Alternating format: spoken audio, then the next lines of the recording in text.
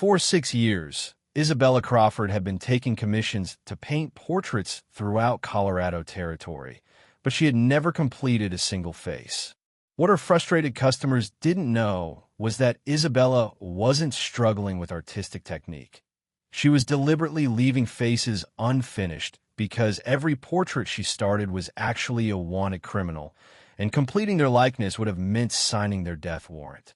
But to understand how a portrait painter became the most feared bounty hunter in the American West, we need to go back to where it all started. Back to a winter evening in 1865, when young Isabella first learned that some faces are too dangerous to capture on canvas, and some paintings are more valuable when they're never finished. Isabella Crawford had arrived in the Colorado Territory in the winter of 1865 as a 24-year-old artist from Boston, carrying with her an exceptional talent for portraiture and a burning desire for justice that would soon transform her from a society painter into the most effective manhunt of the frontier had ever seen. She was strikingly beautiful in an unconventional way, tall and graceful with auburn hair, intelligent green eyes, and the kind of commanding presence that made people notice her immediately, characteristics that would prove invaluable in her secret profession. The American West in 1865 was experiencing the beginning of the Great Railroad expansion that would transform the continent over the next decade. The completion of the Transcontinental Railroad was still 4 years away, but the construction boom had already begun to attract unprecedented numbers of workers, entrepreneurs, and speculators to territories that had previously been isolated from the rest of the nation. With this influx of people and money came opportunities for both legitimate business and criminal enterprise on a scale never before seen on the frontier. Isabella's ostensible reason for coming to Colorado Territory was to establish herself as a portrait artist serving the growing population of wealthy railroad executives, mining entrepreneurs, and cattle barons who were building vast fortunes in the developing West. These newly rich frontier aristocrats were eager to commission portraits that would demonstrate their success and respectability to business associates and family members back east, creating a lucrative market for skilled artists who could travel to remote locations and work under challenging conditions. But Isabella's true mission in the Colorado Territory had nothing to do with art or commerce. She was actually a bounty hunter who had developed the most sophisticated and effective criminal tracking system ever devised for frontier conditions. Her portrait painting was simply the perfect cover for an operation that allowed her to study wanted criminals at close range, document their appearances and habits in minute detail, and position herself to capture them when the time was right. The technique that made Isabella's bounty hunting operation so effective was her deliberate refusal to complete the faces in her portrait paintings. By leaving faces unfinished, she could avoid creating evidence that might be used to identify and prosecute her subjects before she was ready to move against them. More importantly, the process of multiple portrait sessions gave her extended opportunities to observe criminals who were hiding among respectable society, allowing her to gather intelligence about their activities, associates, and vulnerabilities that would be impossible to obtain through conventional tracking methods. Isabella's background had prepared her perfectly for this unique form of law enforcement work. She had grown up in a family of law enforcement professionals. Her father had been a federal marshal, her brother was a detective with the Boston Police Department, and her uncle served as a territorial judge in Kansas. She had learned investigative techniques, legal procedures, and criminal psychology from childhood, while also developing her artistic skills at prestigious academies that served the wealthy families of New England. The combination of artistic training and law enforcement background had given Isabella capabilities that no other bounty hunter possessed. She could create detailed visual records of criminals that were far more accurate than written descriptions or crude wanted posters. She could observe suspects for extended periods without arousing suspicion. Most importantly, she could gain access to social circles and private locations that would be completely closed to conventional law enforcement officers. Isabella's first major success had come in the spring of 1866, when she accepted a commission to paint a portrait of railroad executive Harrison Blackwell, who was supposedly a legitimate businessman involved in construction projects throughout Colorado Territory. But Isabella's research had revealed that Blackwell was actually Henry Black Harry Billings, a notorious train robber and murderer who had been wanted by federal authorities for over 3 years. The portrait sessions that Isabella conducted with Blackwell took place over several months, during which she was able to document not only his physical appearance, but also his daily routines, business associates, and the locations of his various properties and hideouts. She learned about his criminal organization, his future plans, and the security measures he used to protect himself from law enforcement. Most importantly, she discovered that he was planning a major train robbery that would result in significant casualties if it was not prevented. When Isabella finally made her move against Blackwell, she did so with precision and preparation that no other bounty hunter could have achieved. She knew exactly where he would be at a specific time, what weapons he carried, who would be with him, and what escape routes he might attempt to use.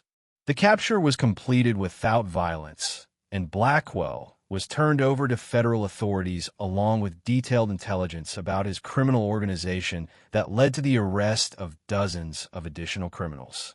But perhaps most importantly, Isabella's unfinished portrait of Blackwell became a crucial piece of evidence in his prosecution.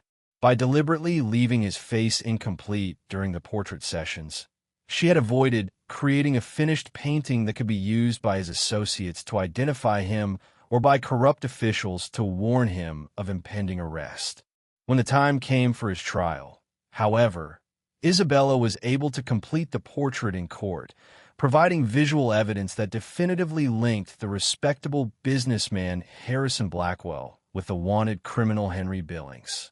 The success of the Blackwell case established Isabella's reputation in the bounty hunting community and led to requests for her services from federal marshals, territorial authorities, and private security organizations throughout the West.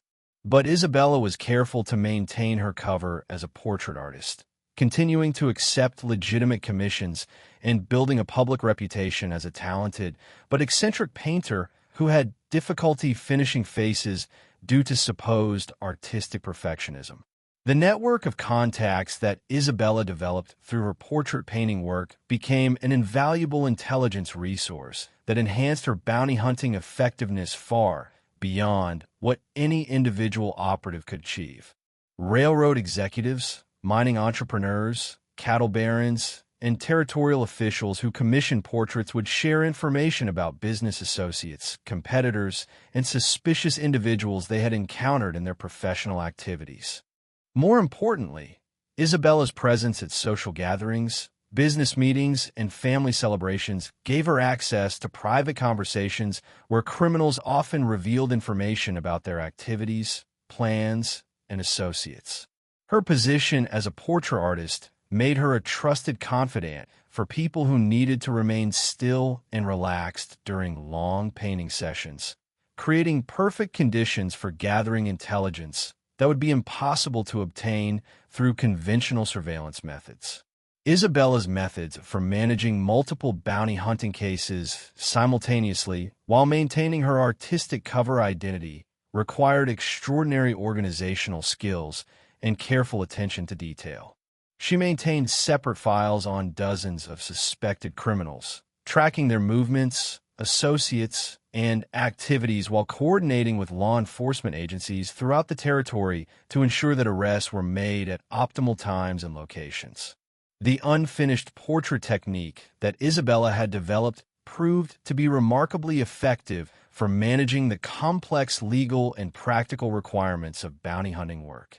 By never completing faces until she was ready to make arrests, she could avoid premature exposure of her surveillance activities while ensuring that she had definitive visual evidence available when legal proceedings began. But Isabella's most sophisticated innovation was her development of a coded documentation system that allowed her to record detailed intelligence information within the seemingly innocent context of artistic notes and sketches. Her painting journals contained what appeared to be technical observations about lighting, composition, and color theory, but were actually comprehensive criminal intelligence files that documented everything from criminal associations to planned illegal activities. The railroad expansion period of the late 1860s and early 1870s provided Isabella with an ideal environment for her bounty hunting operations. The massive construction projects required by Transcontinental Railroad building attracted criminals from throughout the United States who saw opportunities for theft, fraud, embezzlement, and violence on an unprecedented scale. Many wanted fugitives found their way to railroad boom towns where they could disappear among the thousands of workers and entrepreneurs who were flooding into the territory. Isabella's portrait painting business thrived during this period because the newly wealthy railroad contractors, land speculators, and construction supervisors were eager to commission paintings that would demonstrate their success to family and business associates in the East. But many of these supposedly respectable businessmen were actually criminals who had stolen their wealth through various illegal schemes, making them perfect targets for Isabella's bounty hunting activities. The most challenging case of Isabella's career began in the fall of 1871, when she was commissioned to paint portraits of the entire Meridian Railroad Construction Consortium, a group of 7 wealthy executives who controlled railroad building projects throughout Colorado Territory. The consortium had a reputation for completing projects ahead of schedule and under budget, making them extremely popular with investors and territorial officials who wanted to see rapid progress on transportation infrastructure. But Isabella's preliminary research into the consortium members revealed disturbing patterns that suggested they might be involved in systematic criminal activities. Several of them had backgrounds that didn't match their claimed identities. Financial records showed unexplained sources of wealth that preceded their involvement in legitimate railroad work. Most troubling of all, a series of mysterious accidents and disappearances had occurred at construction sites under their supervision, suggesting that they might be eliminating witnesses or competitors through violence. The portrait sessions that Isabella conducted with the consortium members took place over more than a year, during which she was able to document not only their individual criminal backgrounds, but also the sophisticated criminal organization they had created. She discovered that they were not actually railroad executives at all, but a criminal network that specialized in taking over legitimate construction projects through fraud, intimidation, and murder. Their operation involved bidding on railroad construction contracts using stolen identities and forged credentials, then embezzling construction funds while using forced labor to complete minimal work that appeared legitimate to outside observers. Workers who discovered their illegal activities or threatened to expose their operation were murdered and buried at remote construction sites. Territorial officials who asked too many questions about their projects were either bribed or eliminated. Most shocking of all, Isabella discovered that the consortium was planning to sabotage the Transcontinental Railroad itself once construction was completed, creating massive train disasters that would allow them to profit from insurance fraud while eliminating evidence of their previous crimes. The planned sabotage would result in hundreds of deaths and potentially delay the completion of the Transcontinental Railroad by years. The decision to move against the entire consortium simultaneously required Isabella to coordinate with federal authorities, territorial law enforcement, and private security forces in the most complex bounty hunting operation ever attempted on the American frontier. The challenge was compounded by the fact that several territorial officials were being bribed by the consortium, making it impossible to trust conventional law enforcement channels. Isabella's solution was to use her network of contacts within legitimate railroad companies to coordinate a joint operation that would simultaneously arrest all consortium members while securing evidence of their criminal activities and preventing the planned sabotage of the Transcontinental Railroad. The operation required precise timing and coordination across multiple territories, as well as careful management of information security to prevent the criminals from being warned of impending arrests. The coordinated arrests took place on March 15, 1873, when Isabella's intelligence network confirmed that all consortium members would be present at a celebration dinner in Denver to commemorate the completion of their latest construction project. Federal marshals, territorial sheriffs, and private security forces surrounded the hotel where the dinner was taking place, while Isabella provided real-time identification of suspects using her detailed portrait studies. All 7 consortium members were arrested without incident, along with dozens of their associates and accomplices who had been identified through Isabella's intelligence-gathering activities. The evidence that Isabella had collected during her year-long portrait painting operation was so comprehensive that all defendants were convicted and sentenced to lengthy prison terms or execution, depending on their individual crimes. But perhaps most importantly, the investigation that resulted from Isabella's work led to the discovery and prevention of the planned Transcontinental Railroad sabotage, potentially saving hundreds of lives and ensuring that the railroad construction project could be completed on schedule.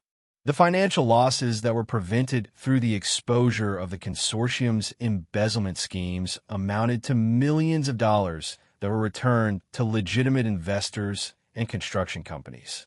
The success of the consortium case established Isabella as the most effective bounty hunter in American frontier history, and led to requests for her services from law enforcement agencies throughout the West.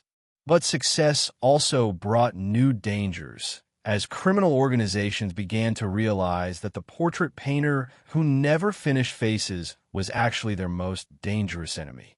The threats against Isabella's life became so serious that federal authorities provided her with protection and assistance in establishing new cover identities that would allow her to continue her work while avoiding retaliation from the criminal networks she had helped to destroy. But Isabella refused to abandon her mission, recognizing that her unique capabilities made her irreplaceable in the fight against organized crime on the frontier.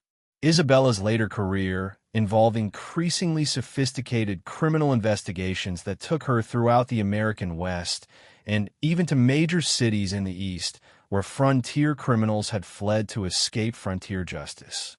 Her portrait painting cover evolved to include work for wealthy families, government officials, and business leaders who were unknowingly harboring fugitives or being victimized by criminal conspiracies.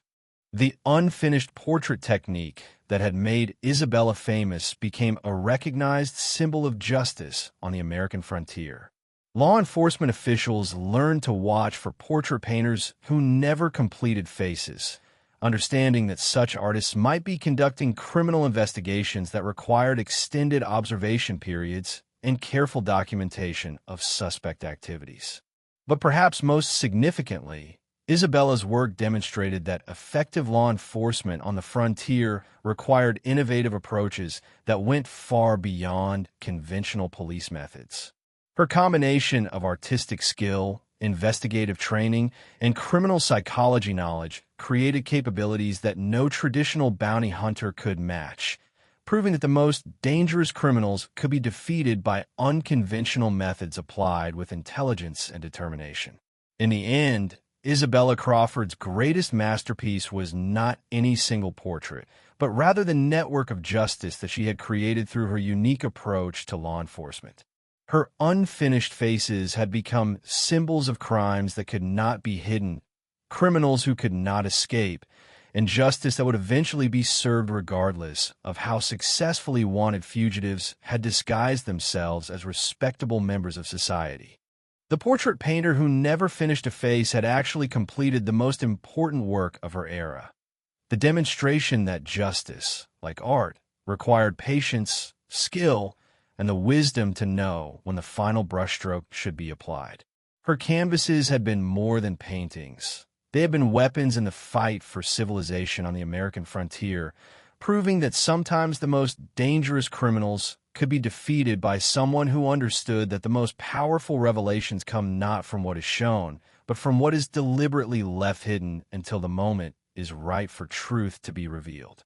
If you enjoyed this incredible true story of art triumphing over crime, subscribe to our channel for more amazing tales of ordinary people who accomplished extraordinary things in the American frontier.